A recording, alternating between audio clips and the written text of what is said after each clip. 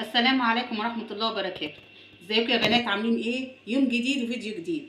النهارده معانا موضوع حلو قوي بيتكلم عن التوعية لما يكون عندنا مريض في البيت، ازاي اهتم بيه لغاية لما يخف. اول حاجة بنعملها لما يكون في مريض في البيت، لازم اول حاجة نعملها ان احنا نعزله عن باقي البيت كله، يعني نحطه في أوضة بعيد عن باقي البيت كله، خصوصا لما يكون في نزلات برد او كحة. الحاجة المعدية، اول حاجه نحطه في مكان طبعا بعيد عن اخواته عشان ايه؟ العدوى. دي اول حاجه. تاني حاجه ان احنا نهتم بنظافته، نظافته الشخصيه والادوات اللي هو بيستعملها، ان احنا يبقى له الطبق اللي هياكل فيه لوحده، كوبايته، الفوطه بتاعته، معلقته، الحاجات دي تبقى خاصه بيه هو بس، محدش تاني يستعملها، ونهتم بنظافتها. بعد كده اول حاجه احنا قلناها ان احنا نعزله. تاني حاجه ما نستعملش الحاجه اللي هو بيستعملها، ونهتم بيها ونخلي حاجته زي ما هي، محدش يستعملها. بعد كده نخلص اللي نطلع للفقره الثالثه، نقول ايه؟ نزلات البرد والكحه ليها نظام مختلف عن بقيه الامراض، ليه؟ بتبقى معديه بطريقه غريبه بسرعه جدا، فطبعا احنا نهتم بالعلاج بتاعها.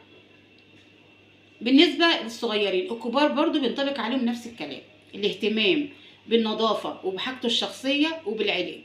نهتم بالعلاج اللي الدكتور يقوله، مواعيده نلتزم بيها، والاكل في المواعيد. لما تكوني واقفه الانسان مريض بالاكل والعلاج والنظافه بيخف بسرعه، انت بتساعدي ان هو يشفى بسرعه. لما نكون الانسان مريض او عندنا حد مريض في البيت مش قادر يبلع، بنهتم بالحاجه اللي الدكتور قايل عليها اللي هي سهل البلع. لو مش قادر ياكل بنديله مشروبات، بنديله فاكهه اللي هي الطريه اللي يقدر يبلعها لغايه لما يقدر يتعافى. مش بعد كده مش هنقول مثلا ندي اي كلام في اي كلام، ما نعملش حاجه من دماغنا، ما نديلوش اكل الدكتور ما قالش عليه، ما نديش في مواعيد غلط، العلاج في مواعيد غلط مش كويس، لازم نلتزم بالعلاج صح، مواعيده، بالاكل صح.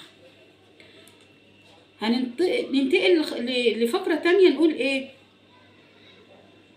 الارشادات اللي الدكتور يقول عليها لازم نلتزم بيها. ولما تيجي تدي الدواء لابنك او بنتك خليكي من بعيد لبعيد، وكمان تلتزمي بالكمامه عشان يحفظك من اي مرض، عشان انت لو تعديتي او حد تعدى في البيت هتبقى بدل المريض هيبقوا اتنين. فاحنا نلتزم عشان يبقى ايه؟ لو حد عي مننا ان هو يخف بسرعه، وايه؟ ما يعديش بقيه البيت وهو قاعد معاه. خلاص كده احنا نلتزم ان احنا يبقى هو في مكان لوحده، سرير لوحده، ماشي، ممكن يبات حد معاه في الأوضة لو مفيش مكان متيسر، لكن لو في مكان يبقى يلتزم في أوضة لوحده. بعد كده نتكلم على نظافة الأدوات بتاعته وحاجته تبقى لوحديها، ونلتزم بالعلاج، ونلتزم بالعصاير والفاكهة وإرشادات الدكتور اللي هو بيقول عليها. حاجة مهمة جدا، الشوربة لازم لو الدكتور قال عليها شوربة الفراخ أو لحمة يا جماعة بتسند عظم المريض. لما يكون الإنسان مريض وتعبان وعظمه وجعه يبقى الشوربة السخنة. لو هو الدكتور قال على فراخ، يا ريت فراخ او لحمه، الحاجات اللي هي البروتين المغذي نهتم بيه ونلتزم بيه. خلاص كده. هنقول ايه كمان؟ الحمام، مش عشان الانسان مريض يبقى ان هو ما ياخدش شاور او يستحمى، لا بالعكس. لو قلنا ال50% علاج الدكتور بيشفي، في 25% حمام و25% الاكل، نسبة 100% في الشفاء. الأول نلتزم بالعلاج، ناخد الشاور 50% علاج، 25% شاور، 25% الأكل. صدقيني لو التزمتي بالحاجات اللي أنا بقولك عليها ديت فترة الشفاء هتبقى قصيرة جدا. بلاش إهمال في حتة المرض بالذات مش حاجة نلعب بيها، ما يتلعبش بيه. نهتم بالأدوات بتاعة المريض، نهتم بأكله، نهتم بشربه، نهتم بالعلاج.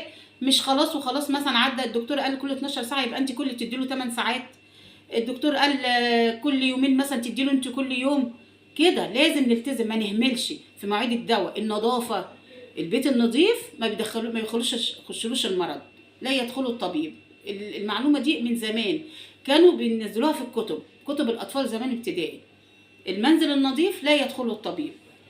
25% نظافه في البيت، تنظفي المكان اللي هو نايم فيه، تغيروا له السرير، ملايه السرير والمخده، الفوطه بتاعته تبقى نظيفه، ادواته تبقى نظيفه، الاكل كويس في مواعيده، وما تاكلوش اي اكل وخلاص. لازم نلتزم يا جماعه، المرض مش اي حاجه نلعب بيه، الا المرض بالذات بتبقى انت حاجه صغيره وبتكبريها.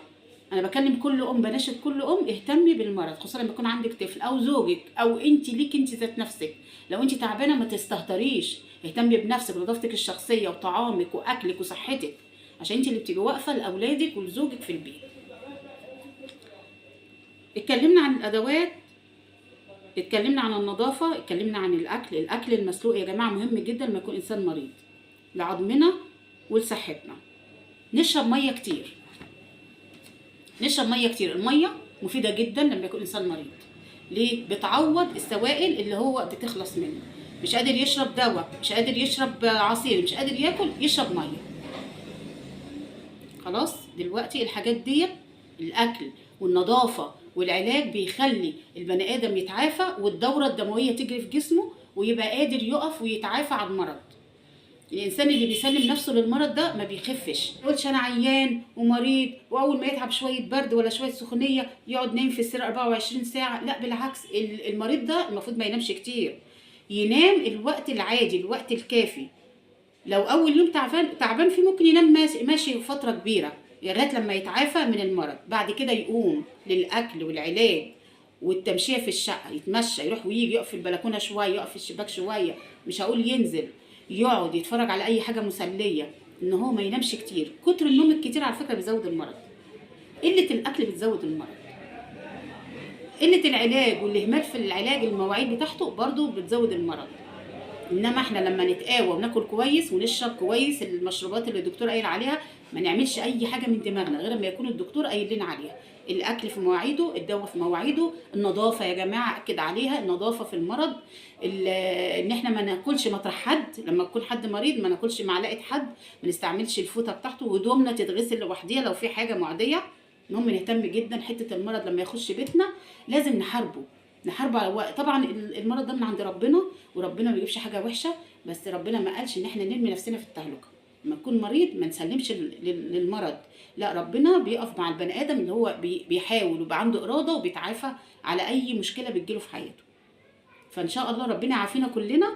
نهتم ما نهملش، عشان لو المرض هيقعد اسبوع يقعد يومين ثلاثه، لو المرض هيقعد شهر يقعد اسبوع كده، يعني نخف من فتره المرض بالحاجات اللي انا قلت عليها ديت. مش هطول عليكم في الفيديو، ان شاء الله تكون القناه عند حسن ظنكم. اتمنى ان انتوا تشتركوا في القناه وتفعلوا زر الجرس، واشوفكم على خير فيديو جديد، والسلام عليكم ورحمه الله وبركاته.